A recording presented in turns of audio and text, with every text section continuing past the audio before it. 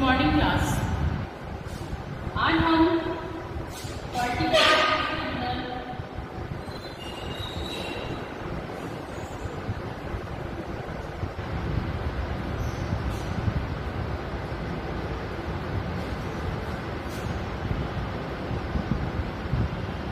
Line का part B के अंदर पढ़ते थे भाई।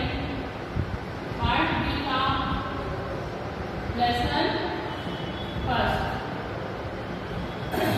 जो था हमारा संसद, लोकसभा, राज्यसभा और लोकसभा।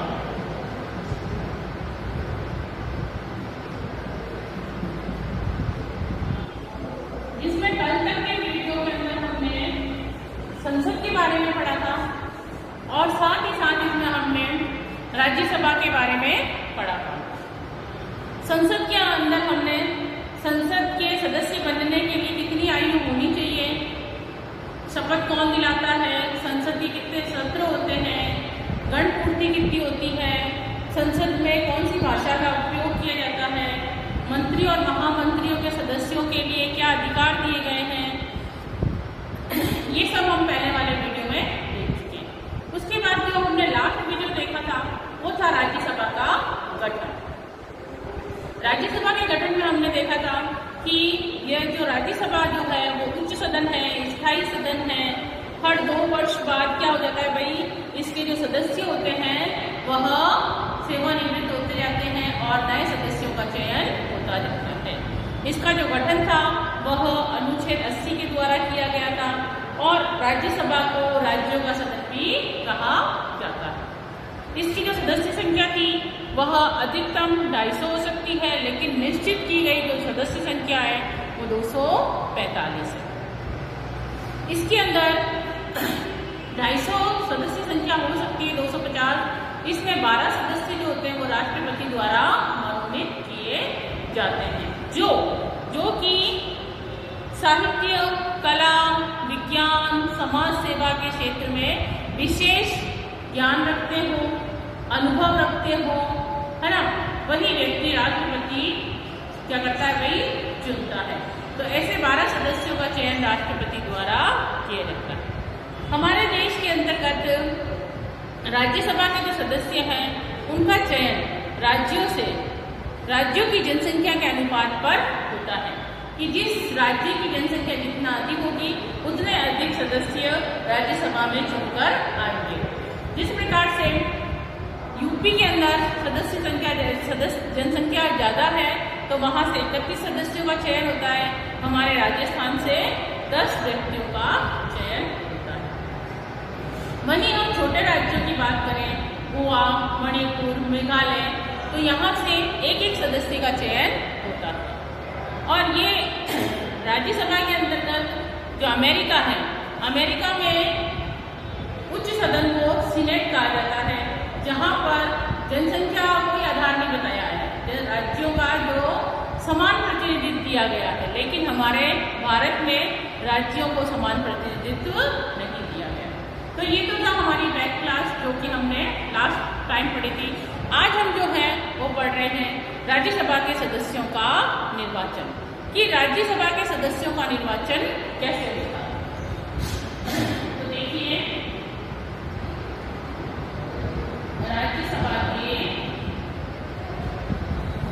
सदस्यों का निर्वाचन।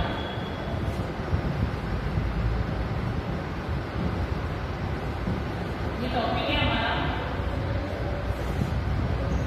तो देखिए, संविधान के अनुसार राज्यसभा के सदस्यों का जो निर्वाचन है उस राज्य की विधानसभा के निर्वाचित सदस्यों द्वारा, किसके द्वारा, विधानसभा के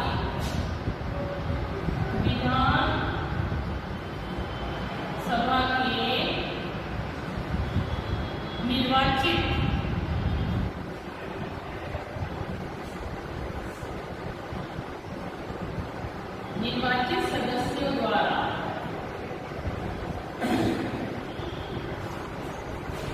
आनुपातिक प्रतिनिधित्व प्रणाली द्वारा कौन सी?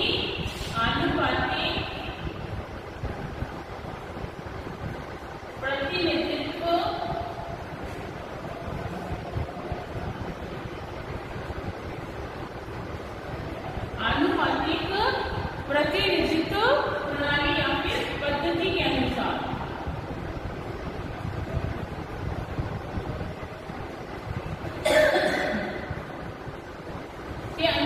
राज्यसभा के सदस्यों का क्या किया जाता है भाई? चयन किया जाता है। विधानसभा के जितने भी निर्वाचित सदस्य द्वारा जितने भी सदस्य निर्वाचित हुए हैं विधानसभा के, वही सदस्य कौन सी विधि के द्वारा? आनुपातिक प्रतिनिधित्व पद्धति के द्वारा। ये कैसी है? अस्थायी है ना, अप्रत्यक्ष रूप से इनका चयन किया जाता है।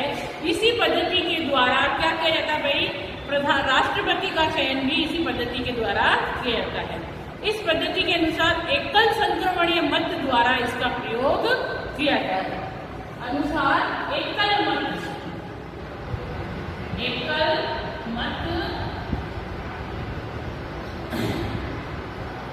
पद्धति है ना, एकल मत पद्धति या फिर इसे कह सकते हैं एकल संक्रमणीय मत द्वारा इसका सदस्यों का चयन किया जाता है। अगर राज्यसभा के जो सदस्य हैं उनका निर्वाचन कैसे होता है भाई? इसको हम कह सकते हैं सदस्यों का निर्वाचन अप्रत्यक्ष प्रणाली द्वारा होता है। कौन सी प्रणाली का प्रयोग होता है? अप्रत्यक्ष प्रणाली। कौन सी? अप्रत्यक्ष प्रणाली के द्वारा होता है। और जैसे राजस्थान के अंदर हम बात करें तो राजस्थान में राज्यसभा के जो सदस्य हैं उनका निर्वाचन राजस्थान विधानसभा के 100 विधायक मिलकर करेंगे। राजस्थान के कितने विधायक होंगे इसमें? राजस्थान के लिए 100 विधायक होंगे। राजस्थान के 100 विधायक यानी विधानमंडल के सदस्य 100 विधायक मिलकर क्या करेंगे? राज्यसभा के सदस्यों का चयन।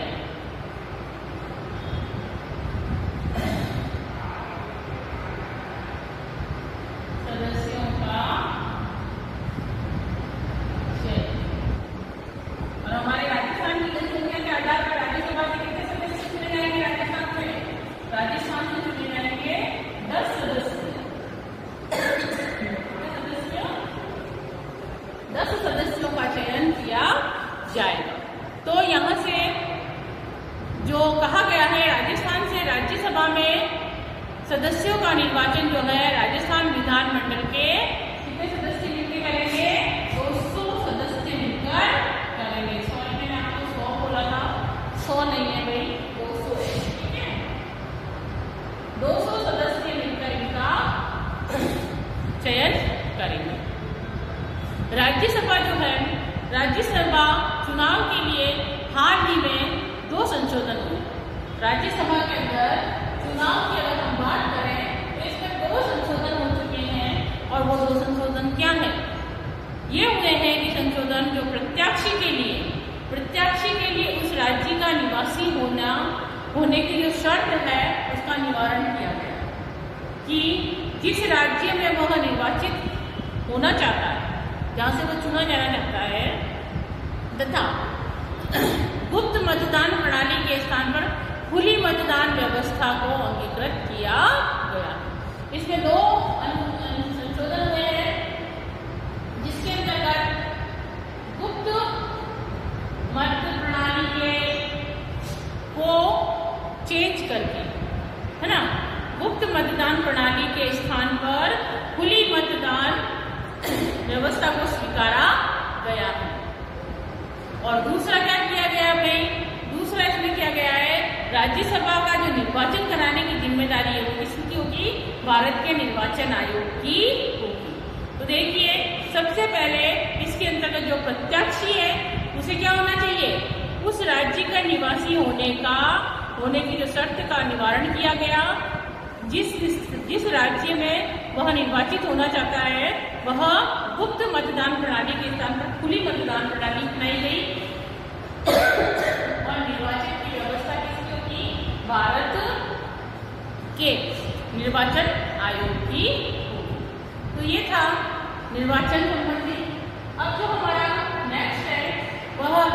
राज्यसभा की अवधि, कि राज्यसभा के लिए कितनी अवधि को स्वीकार किया गया है।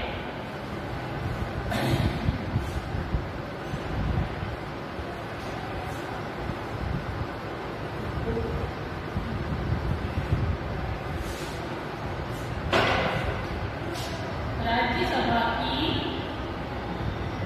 समय या अवधि।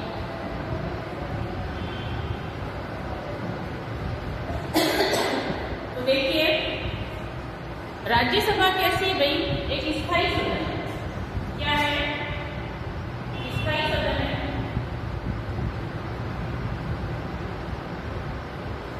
पहले भी पढ़ चुके हैं हम, राज्यसभा एक स्थायी सदन है जो कभी भी भंग नहीं होता है। स्थायी सदन होने के कारण कभी भी इसे भंग नहीं किया जा सकता, कभी भी भंग नहीं होता है। जबकि लोकसभा क्या होती है? लोकसभा भंग की जा सकती है, लेकिन राज्यसभा कभी भी भंग नहीं होती। संविधान में राज्यसभा के जो सदस्यों की पदावधि निर्धारित नहीं की गई कि इन्हें कितनी अवधि के लिए ये अपने पद पर बने रहेंगे, ऐसी कोई भी अवधि निर्धारित नहीं की गई है। इसे संसद पर छोड़ दिया गया। संविधान में इसका कोई उल्लेख नहीं है, लेकिन संसद निर्धारित कर सकता है। संविधान में इसका कोई लिखित रूप से वर्णन नहीं किया गया है कि इसके लिए कितनी पदावधि होनी चाहिए। इसके आधार पर संसद ने जन प्रतिनिधित्व अधिनियम 1951 द्वारा राज्यसभा के सदस्यों का जो कार्यकाल है वो कितना निर्धारित किया है? 6 वर्ष। कितना किया है? 6 वर्ष हो सकता है। कि किसके द्वारा? जन प्रतिनिधित्व अधिनियम के द्वारा। जन प्रतिनिधित्व किसके द्वारा? जन प्रतिनिधित्व अधिनियम के द्वारा। जन प्रतिनिधित्व ये अधिनियम बना था भाई 1951 में। अधिनियम 1951 में बना था। इसके अकॉर्डिंग राज्यसभा के जो सदस्य हैं उनका कार्यकाल कितना हो सकता है? 6 वर्ष हो सकता है। इसे किसके द्वारा निर्धारित किया गया? जन प्रतिनिधित्व अधिनियम संसद द्वारा बनाया गया। किसके द्वारा बनाया गया? संसद के द्वारा। संविधान में इसका कोई भी वर्णन नहीं है। संविधान में इसके बारे में ऐसा कुछ भी व्यवस्था नहीं की गई। व्यवस्था ऐसी स्थापित की गई है कि इसमें प्रत्येक 2 वर्ष पश्चात क्या होता है भाई? राज्यसभा के अंदर प्रत्येक 2 वर्ष के बाद 2 वर्ष के बाद 2 वर्ष हो गए हैं, 2 वर्ष के बाद इसमें क्या होता है भाई? 2 वर्ष के बाद राज्यसभा के 1/3 सदस्य कितने? 1/3 1/3 1/3 सदस्यों का क्या किया जाता है भाई? कार्यकाल पूर्ण हो जाता है और इसके स्थान पर पुनः 6 वर्ष के लिए सदस्यों का निर्वाचित किया जाता है। और पुनः निर्वाचित होने के लिए कोई निश्चित अवधि निर्धारित नहीं है। हर 2 वर्ष बाद 1/3 सदस्यों को क्या किया जाता है? चयन किया जाता है और वापिस भी व्यक्ति चुन के आ सकता है। जो पहले व्यक्ति सांसद था राज्यसभा का, वह पुनः निर्वाचित होकर भी आ सकता है। पुनः निर्वाचित होने के लिए कोई निश्चित अवधि निर्धारित नहीं की गई है। तो ये था भाई हमारा राज्यसभा की अवधि और राज्यसभा के सदस्यों का निर्वाचन। अवधि में कहा गया था कि ये एक स्थायी सदन है जो कभी भी भंग नहीं होता है। 6 वर्ष का होता है इसका कार्यकाल, जिसका संविधान में कोई भी उल्लेख नहीं किया गया है। जन प्रतिनिधित्व अधिनियम 1959 के द्वारा ये निर्धारित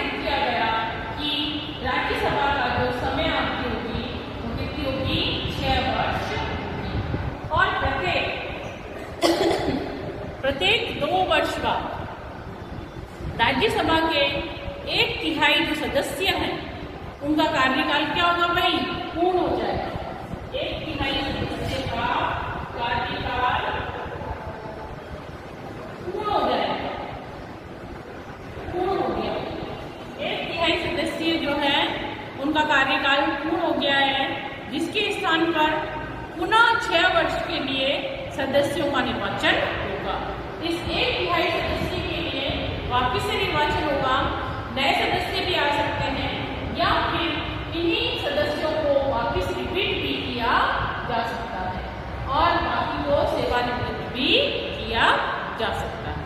और पुनर्निर्वाचन के लिए कोई निश्चित अवधि निर्धारित नहीं की गई है। तो ये था भाई हमारा राज्यसभा की अवधि। आपको अच्छे से समझ में आ गया होगा। नेक्स्ट क्लास में हम राज्यसभा के पदाधिकारियों के बारे में पढ़ेंगे कि राज्यसभा के पदाधिकारियों को क्या क्या कार्य करने होते हैं। Thank you class. आप इन वीडियो को अच्छे से देखिए। इस वीडियो में बड़ी ही बारीकी से पढ़ाया गया है। नहीं समझ में आता है, आपकी डेली क्लास होती है जिसमें आपसे आप गाइडलाइंस के लिए आते हैं, जिसमें आप अपना पूछ सकते हैं जो भी कंफ्यूजन है, जो आपको नहीं समझ में आ रहा है, किसी में कोई डाउट है, तो उस डाउट को क्लियर करने के लिए आप इससे रिलेटेड जितने भी डाउट्स हैं लेसन से संबंधित क्लास में पूछ सकते हैं, फोन के द्वारा पूछ सकते हैं। लेकिन आपको वीडियो सारे ही बड़े ही ईमानदारी से और पूरे देखने हैं, क्योंकि जो पोर्शन में अभी पढ़ा रही हूँ है ना, जो पॉलिटिकल का अभी जो ये पार्ट भी है वो बहुत ही इम्पोर्टेंट है। वह आपके आगे आने वाले समय में कंपटीशन की तैयारी को ध्यान में रखते हुए बड़ी ही बारीकियों से हम इसकी बेस, जो मेन बेस है, वो तैयार कर रहे हैं। तो आप एनी टाइम कभी भी वीडियो देख सकते हैं और इसे अच्छे से समझ सकते हैं। Thank you class.